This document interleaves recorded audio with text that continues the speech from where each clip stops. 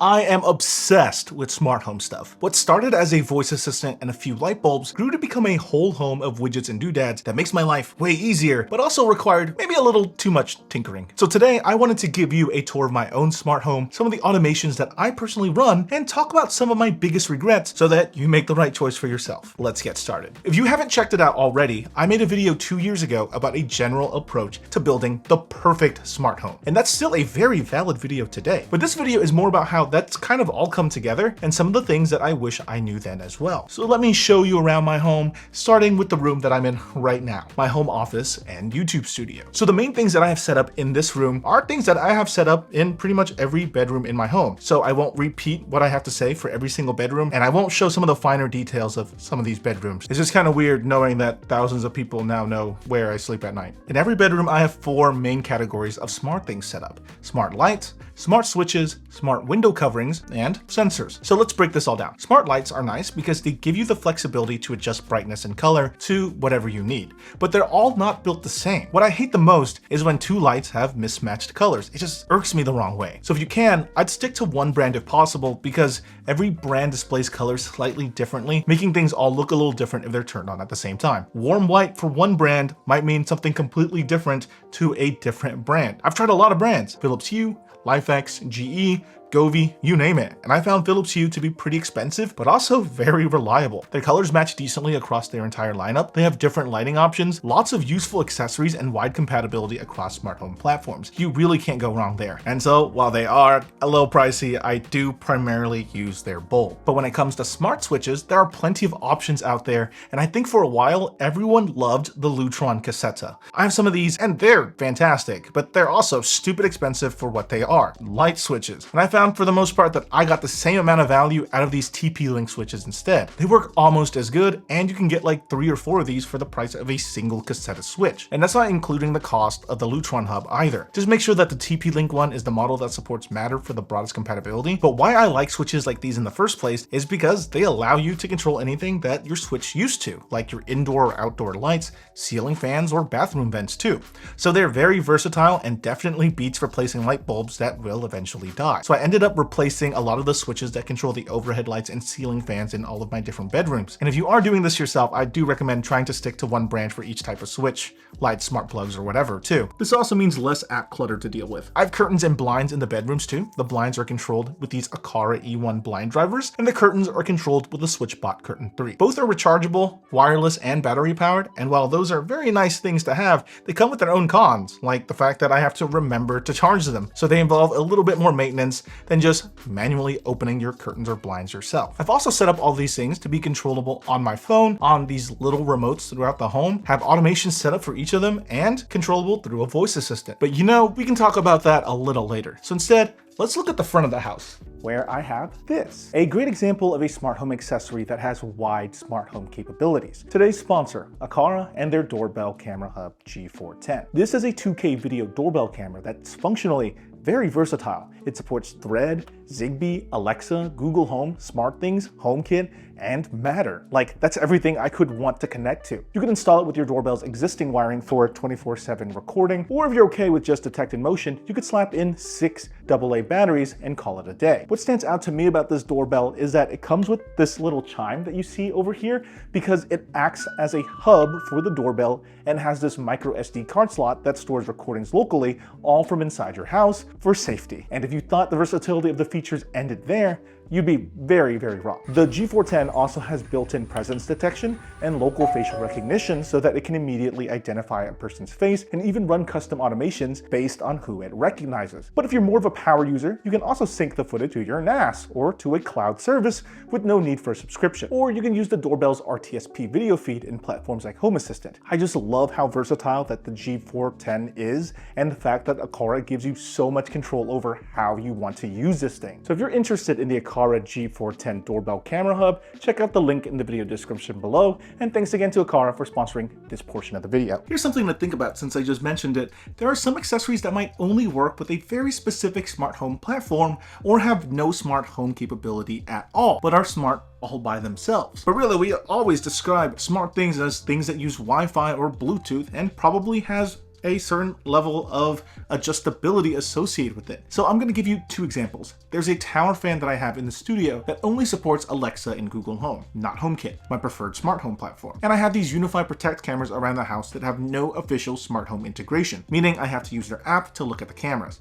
Now, it doesn't really matter that I have to open a few different apps to control these things, but I'm weird and I want to control them. I need them all in one place. And so if you're okay with tinkering and wasting hours to solve simple problems like me, then you can use Home Assistant as a platform to make smart devices talk with each other, even if they aren't able to by default. Full disclosure, going this route can get super complex, but I think one of the easiest and simple uses for Home Assistant is to make all of your smart accessories usable in your preferred smart home. And if you're not comfortable with doing all of that and want to save some time, try your best to buy products that work for your preferred ecosystem right out of the box and as many other smart home platforms as possible. Typically, it's labeled on the box itself. This will enable you to have a pretty platform agnostic smart home that you can switch out in the future. So now that we're in the living room, I want to talk about the Sonos speakers that I have placed pretty much around the entire home. They're all wireless, with many of them giving you the option to plug them directly to Ethernet. I basically use these things as a house-wide audio system. You can sync all of the speakers together or sync a select few together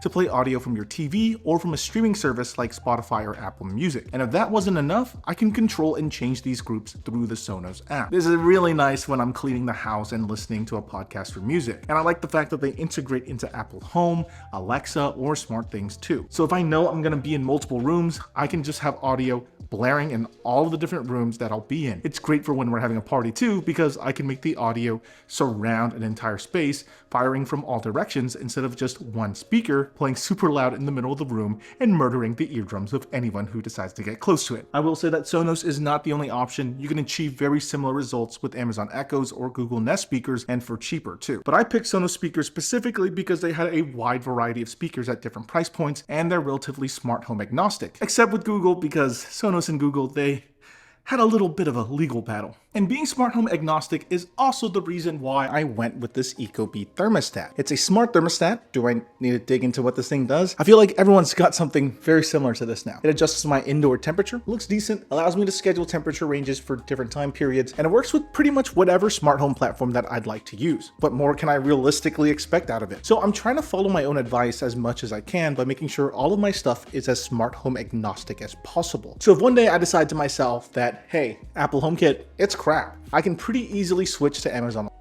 Google Home, or SmartThings and not have to buy a bunch of new accessories to work with it. Could you imagine having to buy a brand new smart thermostat just so that it works within your smart home? That would be absolutely ridiculous. So when people think of a smart home, they think of a home that reacts to what's happening to it, like turning on the lights when it gets dark or lowering the temperature when it gets too hot. And yeah, you can do those things, but that requires your smart home to know what's happening around it, or else how does it know how to do those things? So that's why in every room I leave one of these huge sensors. These sensors let you know the temperature, motion, and how much light is in the room at all times. That way I can set up some automations to look at the sensors and use that to do different things. I like these sensors in particular because while they are wireless, I haven't had to change them out since I started using them like 2.5 years ago. There's other types of sensors too that you might find useful, like humidity sensors for the bathroom and presence sensors for more robust automations. Either way, if you have a specific automation in mind, there's probably a sensor out there that would give your smart home enough information to act on it, like start the ceiling fan when it gets to a certain temperature, or turn on the lights when there's motion in the room and the room is dark. You can get pretty creative with it. Here's just a quick list of automations that I use in my own personal smart home.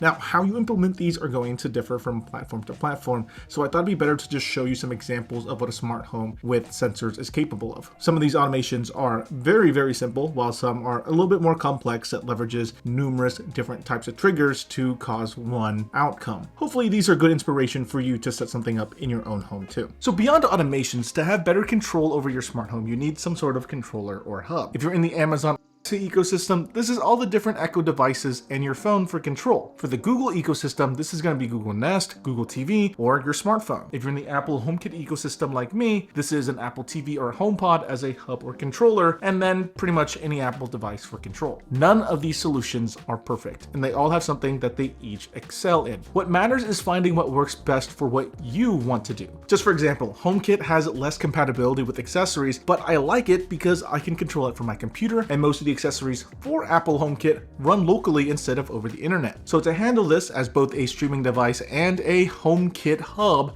I have Apple TV boxes I've accumulated over time in most of the rooms in my house. It's nice to have because of how well it integrates into the rest of the Apple and home ecosystem, and even without that, it's one of the better streaming devices on the market. But besides hubs and your phone to control your smart home, you might want some cheap controllers for each room too. These could give you more flexible control options if you're trying to do something without your devices. These remotes or buttons can come in different shapes, like the flick or a hue dimmer switch to control your smart home automations. I use the hue remotes because they magnetically attach back to their base to look like a normal switch, and they're not all that expensive if you already own some hue bulbs in their hub. Either way, the remotes aren't necessary, but they can be a great way for people in your life who aren't super knowledgeable about smart homes and your smart home to have some level of control over the madness that's happening around them. Okay, so that's basically my whole smart home. But as you probably know, if you've ever tried doing any kind of home refresh, it's just never over. But for just a moment, I want to talk about some additional ideas I had for the space that you might be interested in too. Like, I have a PS5 and PC that both don't get as much love as they deserve. So I'm trying to figure out a very easy way to stream games to whichever room I want from both the PC and